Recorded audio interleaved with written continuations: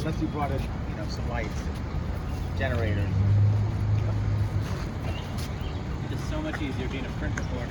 I tell you, you poor people. A little better? It's great. It's a lot better. Right.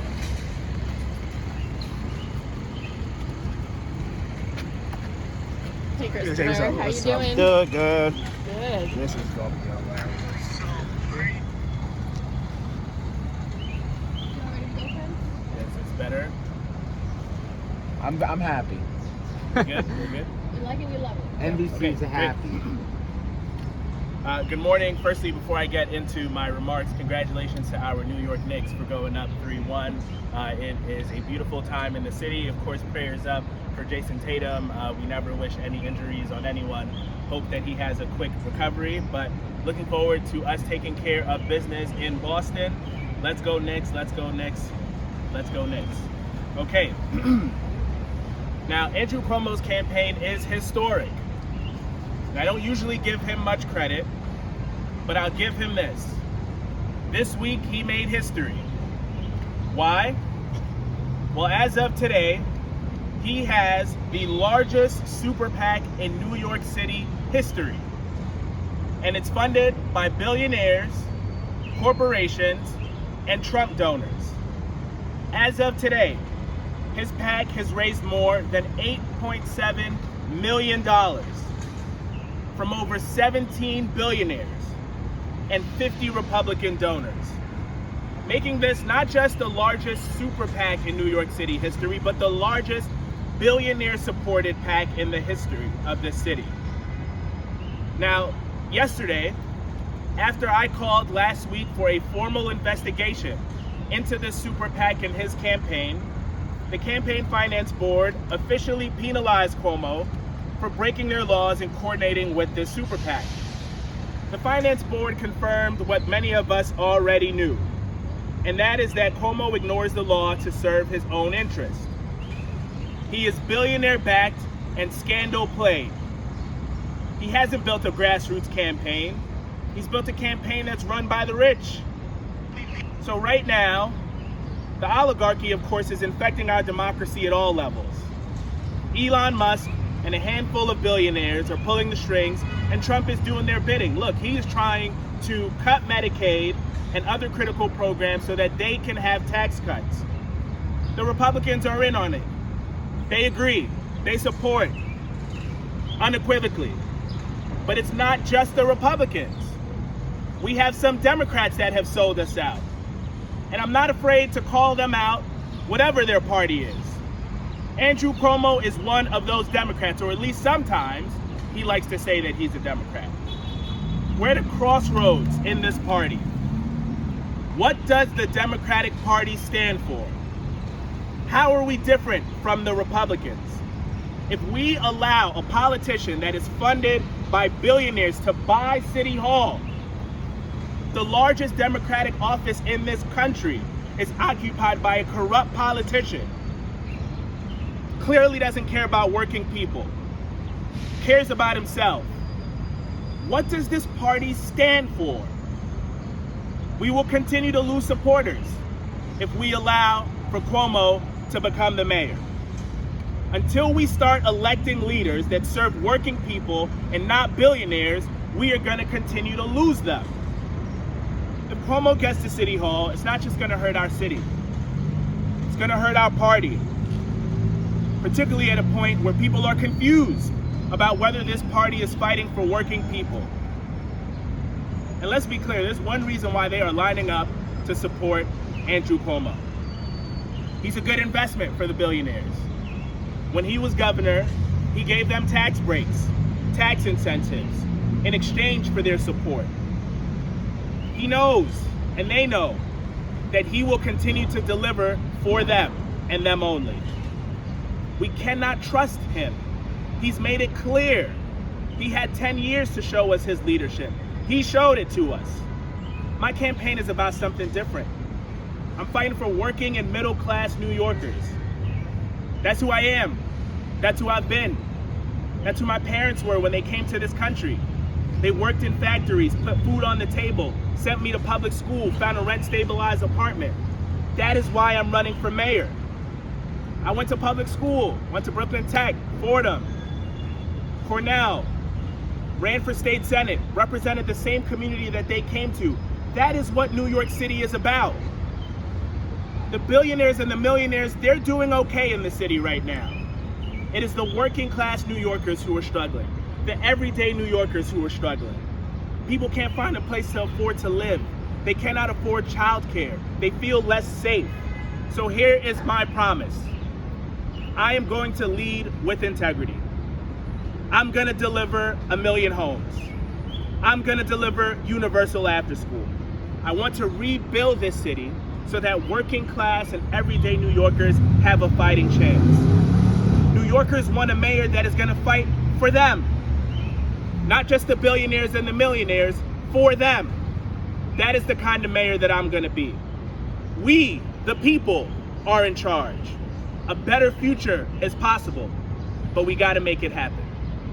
Happy to take questions from the press. So, From the press. hey, I'm media too. I'm From media, the bro. press. Like, dude, what about, yo, you take money from billionaires too. You work for Abundance New York. You take Abundance New York money, zellnor. Why are you smiling? Because you know it's true. You saying that Andrew Cuomo is taking money from billionaires. You take money from billionaires too. You work for Abundance New York. Won't you admit that? Abundance New York is the political arm for Open New York for All. You're best home with the developers So I too. asked Brad Lander yesterday, do you swear off super PAC money if one is choosing to support your campaign this year? I mean, would you, are you happy about that? As you know, look, the law is very clear that there can be no coordination. There can be no encouragement. There can be a wink and a nod. There can be a smile, which is what the Cuomo campaign has been doing. So we will not be doing any coordination, not be supporting, and are not seeking that support. But you're best over to Open New York can I for ask All. a senator? You're best over to Open New York for All, bro. The city has a campaign finance system that is supposed to empower small dollar donors. That's the purpose of the campaign finance system. Because of this infusion of independent expenditure money, what do you think that does to, the fundamentals of the city's campaign finance system? And are there any changes that you think need to be made to strengthen the city system? Well, look, I say this both as a lawyer and the former chair of the Elections Committee in the State Senate for over 6 years. The impact of the Supreme Court's decision around independent expenditures has had an outsized influence on elections on every single level. And the unfortunate reality is that we are within a legal system that allows for super PACs to exist and allow for these independent expenditures to spend these unlimited amounts of money. But I think that the CFB is doing the best that it can in this moment to try to curtail that. It is why I think they have investigated the Cuomo campaign on this front, and why I think they need to remain hyper vigilant in a world where it is legal for super PACs to exist. We have run a campaign that has been powered by the people. The matching system has been meant, as you mentioned, Bridget, to augment the voice of everyday New Yorkers and small donors. And I've been proud to get that support from all across the city. I think the CFB has to continue their efforts to curtail what is unfortunate legal reality. Can you explain, you're saying that Trump supporters are getting behind Cuomo. There are Republican candidates. Why would they get behind Cuomo and not some other Republican who's running for mayor? Because it's a good investment. They know that Cuomo is going to work for them and not the working people of this city. He has demonstrated that as governor. That is exactly what he will be doing as mayor. And not a Republican mayor wouldn't be working for these Republican Look, I constituents? can't get into the mind of every single donor. What I can is look at the facts that are before us. And this is the largest super PAC in the city's history. This is 17 billionaires. It's 50 Republican donors. It is clear to me that if you are a billionaire or if you are a Trump supporter, you believe that Andrew Cuomo will deliver for you, and that is why that is why they are investing in him. Can I just ask, sorry if this was already asked about the shooting yesterday, the teenager who was caught in the crossfire. What is your solution as mayor to gun violence? This is one of the most heartbreaking things that we can ever confront as leaders. Not just gun violence, but teenagers teenagers being caught in the crossfire, both the shooter and the victim. It begs larger questions of us as a city government, as a state government. Where are the guns coming from? How did they get access? Why couldn't they be in a safer environment? Where was there a possibility for intervention before? I have made stopping gun violence a priority as a state senator. I passed first in the nation legislation to hold bad actors in the gun industry accountable for having their guns make their way to our communities so that our kids can have access to it. Just last week in the state budget, I wrote a law, we passed it, to establish the Office of Gun Violence Prevention that would respond in incidents like this to say what happened and what sorts of investments do we need to prevent this. So as the next mayor, I want to do a couple of things. One, I want after school for all. My understanding is that this shooting took place at 5 p.m.-ish.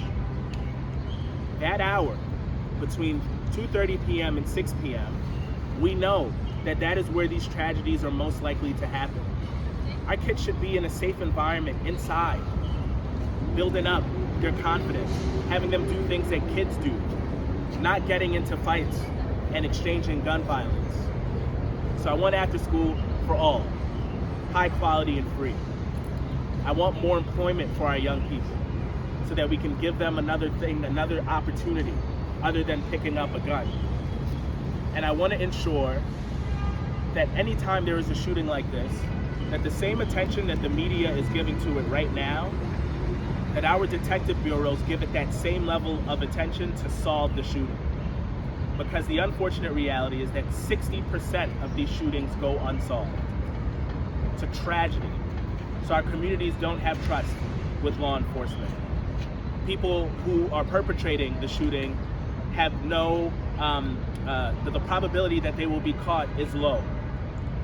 I want to make that a hallmark of my administration, that every single shooting is solved. In jurisdictions across the nation that have done this, detective bureaus solely focused on solving shootings, they have seen the clearance rate go up, they have seen shootings come down. That is what I want to do as the next mayor of the city. This is absolutely tragic. My prayers are with that family, with that mom who had to receive a phone call that you never ever want to receive, but also with the community, with the children, with the people that were around, with the young man that tried to save her life. Lifetime trauma associated with a single moment. This is going to be a top priority for mayor. I've already prioritized it as a state senator. I plan to do it as mayor of this city. Do you support legal gun ownership in New York City? And then that is the law. What we are facing right now is an illegal gun crisis. It is illegal for a teenager to have a gun. It's a devastating tragedy, and it has to be a priority. Thank you. Thank you, everybody. Can I follow up on DoorDash, actually? The one, I mean, they're the one biggest donor here. Obviously, e-bikes has such been a big topic of conversation. Like, what would you do? How would you regulate DoorDash as mayor? And would you support, I'm sure you've talked about this, but licensing e-bikes?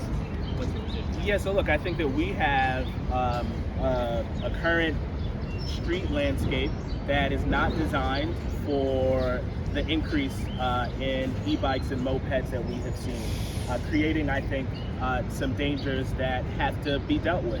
I think we have to consider street redesign, but I also think that there should be some accountability for larger food companies that make a lot of money off of the demand, but do not have any liability when people are hurt, and that includes the workers and pedestrians. So that is a conversation that I'd like to have as the next mayor, and I know there's several pieces of legislation in the city council that would be a part of that conversation.